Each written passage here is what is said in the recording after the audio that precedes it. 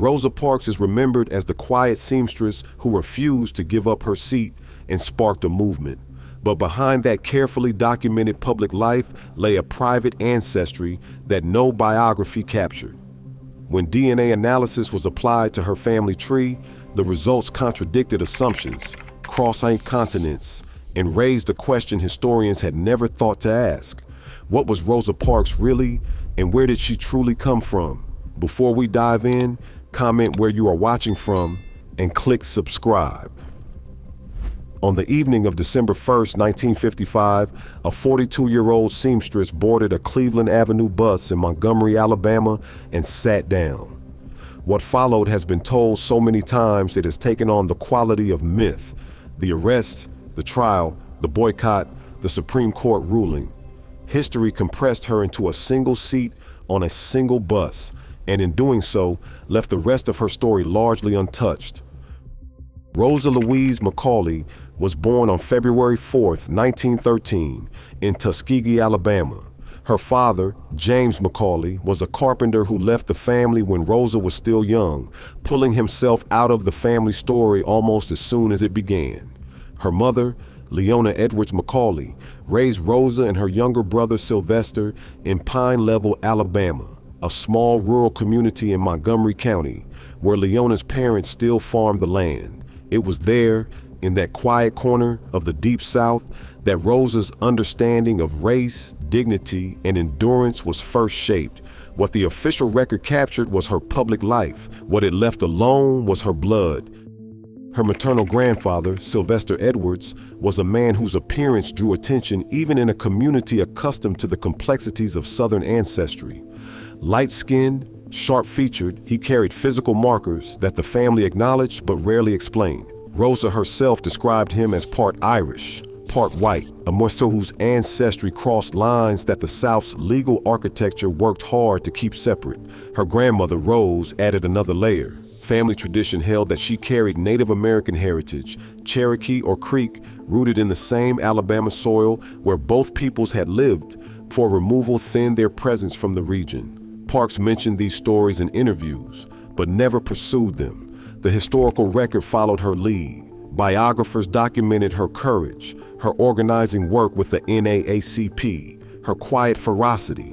No one examined the genealogical record with any rigor. The questions her grandfather's complexion raised, the claim her grandmother carried in her silence, were left exactly where the family had placed them, in the unverified space between memory and proof. That space would not stay empty forever. The stories Rosa Parks carried about her family were not unusual in the American South. Across Black communities from Virginia to Texas, oral traditions of mixed ancestry circulated quietly, passed down through generations with a mixture of pride, caution, and deliberate vagueness. What made the Parks family stories worth examining was not their existence, but their specificity and the particular silence that surrounded them. Sylvester Edwards, Rosa's maternal grandfather, occupied a complicated position in the family memory. He was described consistently as light-skinned, with features that did not fit the binary racial categories the South imposed by law and custom. Rosa recalled him as a man of mixed heritage, part Irish and part white, the product of a lineage that crossed boundaries the surrounding society spent enormous legal energy maintaining. But Sylvester Edwards left no documentation of that lineage. Census records from Lowndes and Montgomery counties listed him under the racial designation assigned by the enumerator, a decision made at a glance by a stranger with a pencil, not a reflection of biological reality. The complexity visible in his face found no place in the official record. Her grandmother Rose presented a different kind of uncertainty. The family believed she carried indigenous heritage, Cherokee or Creek, a claim consistent with the demographic history of central Alabama before the forced removals of the 1830s reshaped the region. The Creek and Cherokee had lived across that land for centuries. Intermarriage with Black communities, both enslaved and free, occurred before removal and continued in scattered pockets afterward. A claim of indigenous ancestry in a Pine Level family was not implausible, but plausibility is not evidence.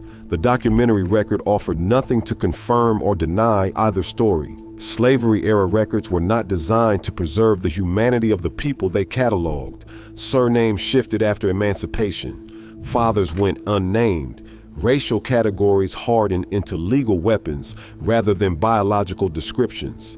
Every tool designed to track ancestry in that era was also designed, intentionally or not, to obscure it. Genealogists who later examined the Parks family tree found what they expected to find: gaps, silences. Records ended abruptly at the edge of the antebellum period, where the paper trail dissolved and only biology remained. By the early 2000s, the tools available to genealogical researchers had changed in ways that made the silence around families like the Parks look less permanent. Genetic genealogy, the application of DNA analysis to questions of ancestry and family origin, had moved from academic laboratories into accessible commercial services. For African American families in particular, the arrival of these tools carried a weight that went beyond curiosity. The documentary record for Black families in the American South did not simply thin out as it approached the antebellum period. It collapsed. Slavery-era record-keeping was designed around property, not personhood. Enslaved people appeared in ledgers as inventory, in wills as assets, in tax records as livestock equivalents. Names were assigned and reassigned at the convenience of owners. Family connections went unrecorded because they were legally unrecognized. When emancipation came, formerly enslaved people chose or were given surnames with no paperwork connecting them to the generations before. The genealogical trail did not fade, it was severed. DNA offered something the archives could not. Mitochondrial DNA, passed exclusively from mother to child without recombination, preserved a direct genetic thread stretching back through centuries of maternal ancestors.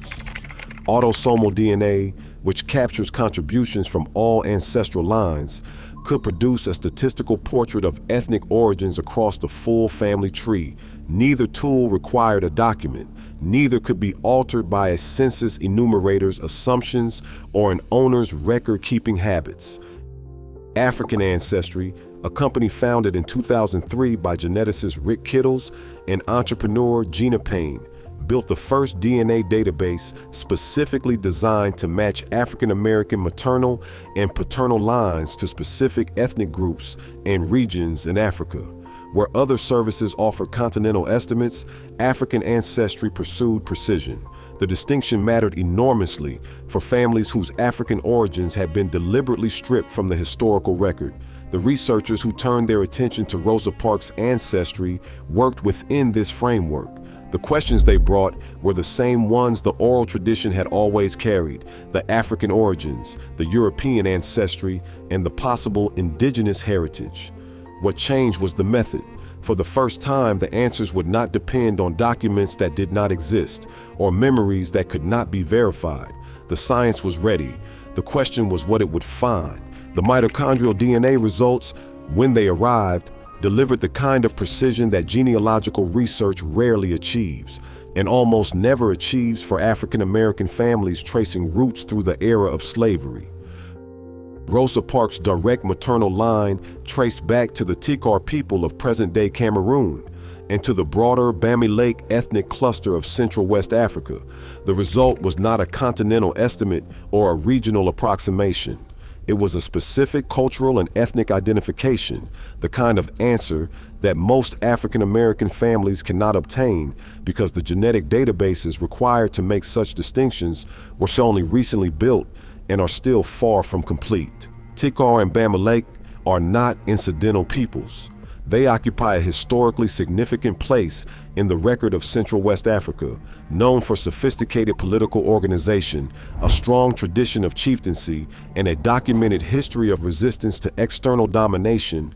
They were among the peoples most heavily targeted by slave traders operating along the Bight of Biafra and the Cameroon coast during the height of the transatlantic trade. Between the 16th and 19th centuries, millions of people were taken from that region.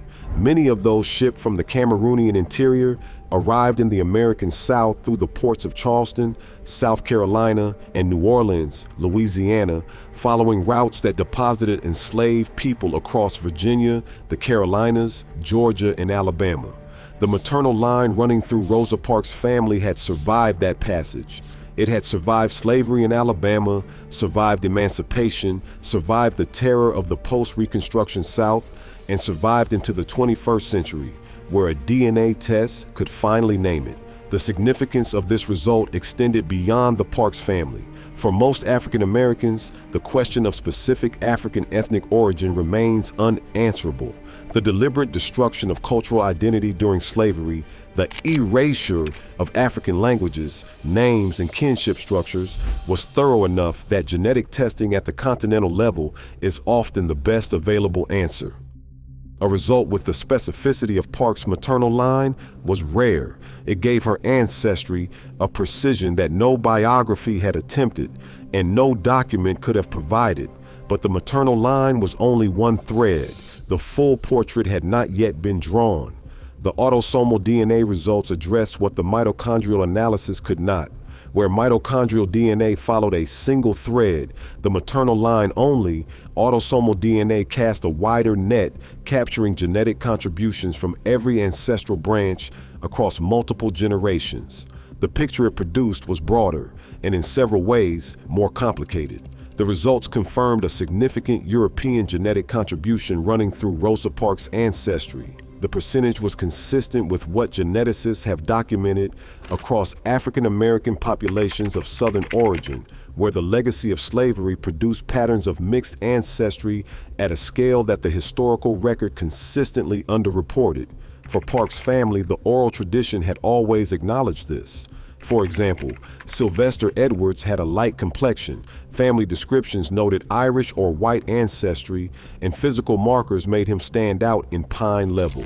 The DNA did not contradict those stories. It gave them a biological foundation they had never had before. What the DNA could not do was name the source. Autosomal results identify ancestry by percentage and regional origin. They do not produce names. The European genetic contribution running through Parks' family pointed toward the British Isles and northwestern Europe, consistent with the Scots, Irish, and English planter class that dominated Lowndes County, Alabama, during the antebellum period. Lowndes County was one of the most brutally enforced slave counties in the Deep South. In 1860, enslaved people outnumbered the white population by a ratio of more than 5 to 1. The concentration of power in the hands of a small number of white landowners and the absolute legal vulnerability of enslaved women produced a pattern of coerced reproduction that left genetic traces across generations while leaving almost no documentary record of the men responsible. The parallel to other cases in American genetic genealogy was direct. Just as Abraham Lincoln's DNA confirmed his mother's illegitimate birth while leaving his grandfather's identity permanently sealed, Parks's European ancestry was confirmed by science, while the specific men whose actions produced it remained unnamed. The genetic signature was clear. The history behind it was not lost. It was buried deliberately and systematically in the same silence that surrounded so much of what slavery produced. The thread that remained was the one the family had spoken of most carefully. The indigenous claim had not yet been tested. The claim of Cherokee or Creek ancestry was the most delicate of the three threads. It was also the most common. Across African American communities throughout the South, oral traditions of indigenous heritage appeared with a frequency that historians and geneticists had long noted without fully explaining. Some researchers attributed the prevalence to a romanticized folk mythology, a culturally comforting story layered onto family trees that could not otherwise be verified. Others pointed to the genuine demographic complexity of the antebellum South, where indigenous and Black communities had lived in proximity, intermarried in some cases, and shared the experience of dispossession and violence at the hands of the same power structure. The history of Central Alabama made the Parks family claim geographically plausible. The Creek Nation had occupied the territory for centuries before the Indian Removal Act of 1830 forced the majority westward along routes that would become known as the Trail of Tears. Not all Creek people left. Some remained, absorbed into the surrounding population through intermarriage, sharecropping arrangements, and the gradual dissolution of visible tribal identity. A Pine-level family carrying indigenous heritage from a Creek ancestor 2 or 3 generations back was not, on historical grounds, an unreasonable proposition. DNA analysis of indigenous American ancestry presented its own methodological challenges. Native American populations are significantly underrepresented in commercial and academic genetic reference databases. The historical trauma of colonization, forced relocation, and the long record of scientific exploitation of indigenous communities had created justified reluctance among many tribal members to participate in DNA studies. The result was a reference data set too thin to support the same precision achievable with African or European ancestry. When the Parks family DNA was analyzed for indigenous markers, the results fell into the ambiguous range that geneticists encounter regularly when testing African American families with similar oral traditions. Certain markers were consistent with indigenous American ancestry. Others could not be distinguished from genetic signatures shared by some East Asian and Siberian populations. Signatures that reflect the ancient migration routes through which the Americas were first peopled. The analysis could neither confirm the Cherokee or Creek claim with certainty, nor dismiss it as unfounded. The ambiguity was not a failure of the science. It was a reflection of what history had done to the evidence. Taken together, the 3 threads produced something more than a genealogical report. They produced a portrait. Rosa Parks' ancestry, as the DNA evidence now described it, was a precise biological record of what the American South had done to the people who built it. Her maternal line ran from the Tikar and Bamalake peoples of Cameroon through the Middle Passage and into the cotton fields of Alabama, carrying a genetic identity that slavery could not erase, even as it erased nearly everything else. Her autosomal profile carried the European genetic contribution that Lowndes County's history explained without needing to name. Her indigenous markers existed in the ambiguous register that the incompleteness of genetic reference databases and the violence of removal had together produced. Each thread told a different part of the same story. What the full portrait revealed was not unusual. Among African Americans of Parks' generation and regional origin, this combination, African foundation, European intrusion, possible indigenous presence, represented a nearly statistically typical pattern. What was unusual was the precision. Most families who share this general ancestral structure cannot name the African ethnic group. They cannot connect the European percentage to a specific county, a specific plantation economy, or a specific historical mechanism. The DNA work on Parks' ancestry gave her family a specificity that the historical record had withheld, and that most African American families are still waiting to recover. There was a deeper significance that the genealogical precision made visible. Rosa Parks spent her life insisting on being seen fully, as a complete human being whose dignity was not negotiable and whose humanity was not conditional. The DNA record extended that insistence backward through generations. It demanded that her ancestors also be seen, not as unnamed figures absorbed into the category of the enslaved, but as people with specific origins, specific cultures, specific identities that survived in her cells long after every other record of their existence was destroyed. She had boarded a bus in Montgomery as the descendant of the Tikar people of Cameroon, as the inheritor of a lineage that had crossed the Atlantic in chains and persisted through a century of organized erasure. History had remembered her role. Science had now recovered her roots. The question that remained was what to do with that knowledge. The DNA confirmed what the family remembered and what the historical record refused to document. Rosa Parks, descended from the Tikar people of Cameroon, carried the genetic weight of Lowndes County's plantation history and bore the ambiguous trace of indigenous America in markers that science cannot yet fully resolve. What remains unanswered is not a genetic question. The names of the ancestors whose lives made hers possible, the enslaved women, the unnamed fathers, the Creek survivors, were never recorded. Science recovered her origins. History still owes them their names.